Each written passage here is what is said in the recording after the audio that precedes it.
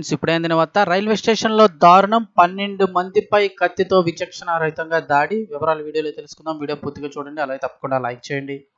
మరిన్ని అప్డేట్స్ కోసం ఛానల్ని సబ్స్క్రైబ్ చేసుకోండి. ఇక వివరాల్లోకి వెళ్ళిపోయినట్టయితే సెంట్రల్ రైల్వే స్టేషన్లో జరిగిన కత్తి దాడిలో కనీసం 12 మంది అయితే గాయపడ్డారు.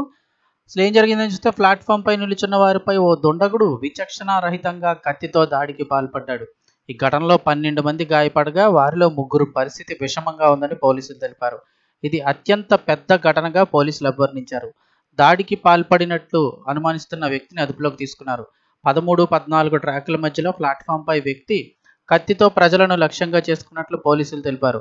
దాడికి గల కారణాలు ఇంకా తెలియలేదని పోలీసులు చెప్పారు.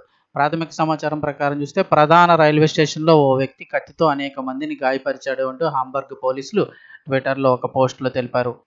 జర్మనీలోనే రెండవ అతిపెద్ద నగరమైనటువంటి హాంబర్గ్ డౌన్ టౌన్లోని స్టేషన్ సుదూర ప్రయాణాలకు కీలకమైన కేంద్రంగా ఉంది. స్టేషన్లోని కొన్ని భాగాలను పోలీసులు చుట్టుముట్టారని అసోసియేటెడ్ ప్రెస్ నివేదించింది. ఇటీవల నెలల్లో జర్మనీలో కత్తిపోట్లతో సహా వరుస హింసాత్మక ఘటనలు అయితే జరుగుతున్నాయి. గత ఆదివారం బిలెఫెల్డ్లోని ఒక బార్లో జరిగిన కత్తిపోట్లో కూడా 4 వ్యక్తులు గాయపడ్డారు. ఇప్పుడు ప్రధాన రైల్వే స్టేషన్లో ఒక దుండగుడు కత్తితో 12 మందిని గాయపరచగా వారిలో 3 పరిస్థితి అయితే విషమంగా ఉందని పోలీసులు తెలిపారు.